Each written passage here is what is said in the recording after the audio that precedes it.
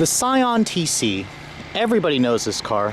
When Scion actually introduced it all the way back in 2005, it basically saved the company. It quickly became the best-selling car in their lineup and really helped to inject just some youth and some passion into a brand that Toyota, put out to attract the younger buyers. Now, the TC lost a lot of that luster, throughout the years. And in 2011, Scion introduced a second generation to try to, regain some of that youthfulness that, this car attracts. I mean, the TC basically had the youngest median age for buyers when it was out at about 30 years old. No other car on the market, attracted buyers in that age group. Now, this 2011 model that I have is the second generation.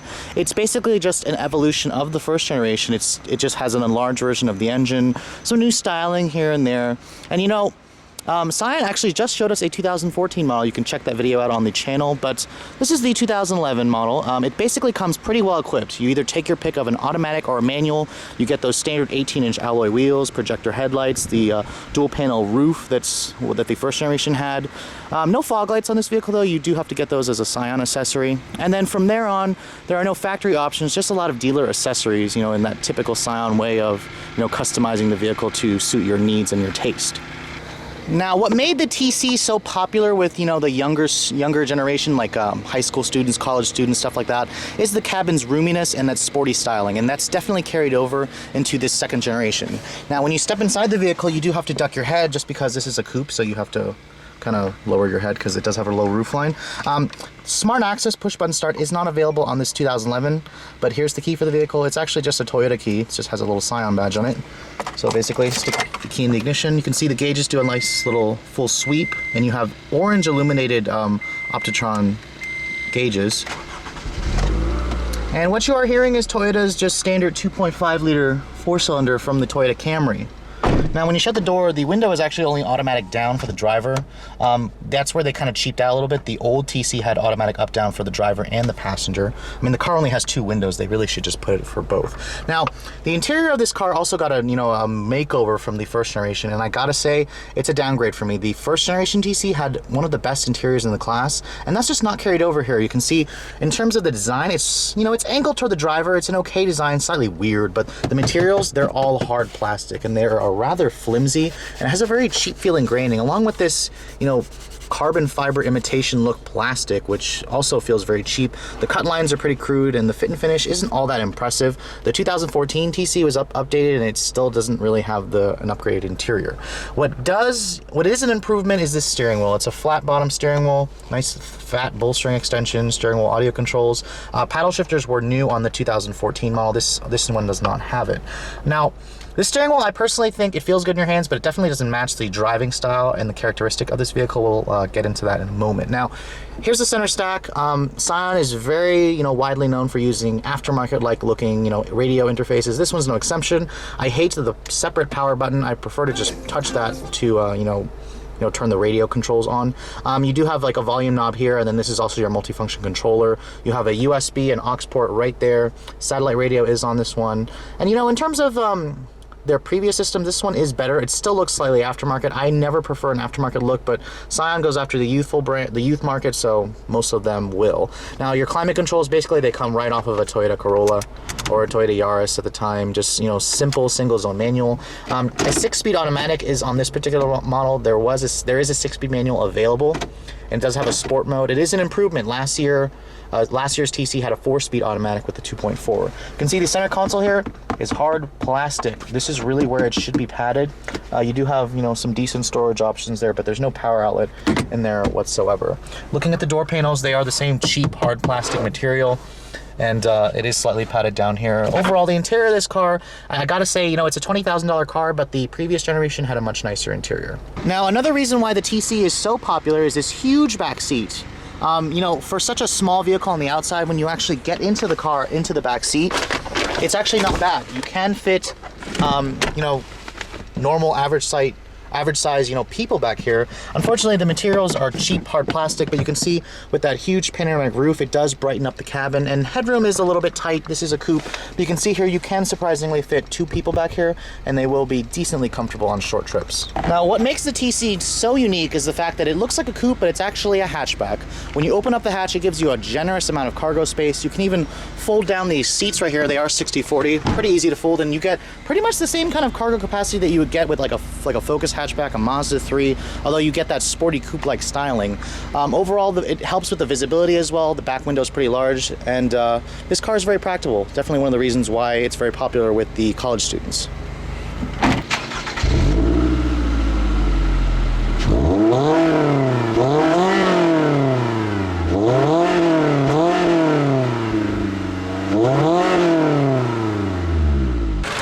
Now, when you get under the hood, not the prettiest looking engines, as Toyota doesn't see fit to put an engine cover on this like the Camry, but this is the company's corporate 2.5 liter 4-cylinder engine. It's basically, adequate numbers, 180 horsepower and 173 foot-pounds of torque, up from the 2.4 in the 2010 model, which made about 161 horsepower. This is now paired to a 6-speed automatic or a 6-speed manual. Fuel economy numbers, 24 in the city, 31 on the highway, on regular gas, driving the front wheels. Let's take a look at how it works altogether.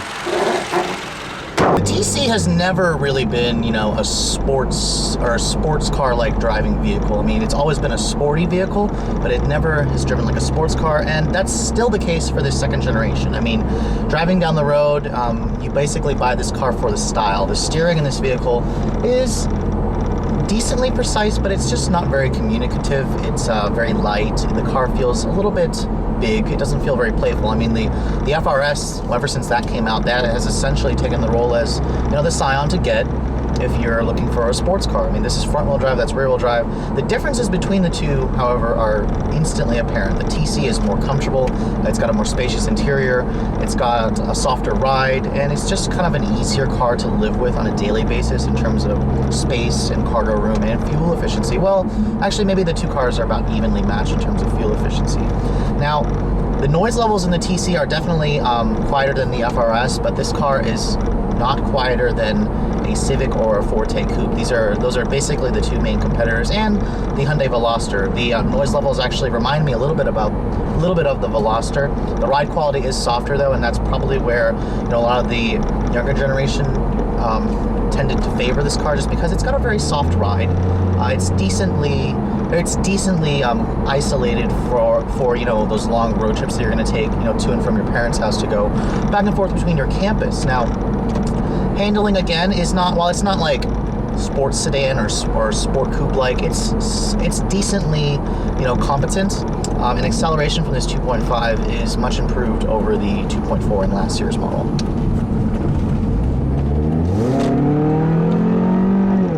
You can see the 6-speed automatic is decently quick and it shifts. It can be a little bit on the harsh side, but this car just has improved torque, that larger displacement, the extra 20 horsepower. It really leads to an increase in overall acceleration.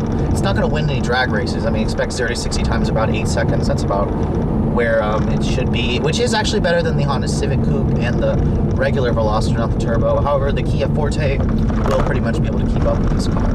Now, the 18-inch wheels do, crash a little bit over the bumps, but you do get an independent suspension front and rear, which is not what I can say about the Veloster or the Kia Forte.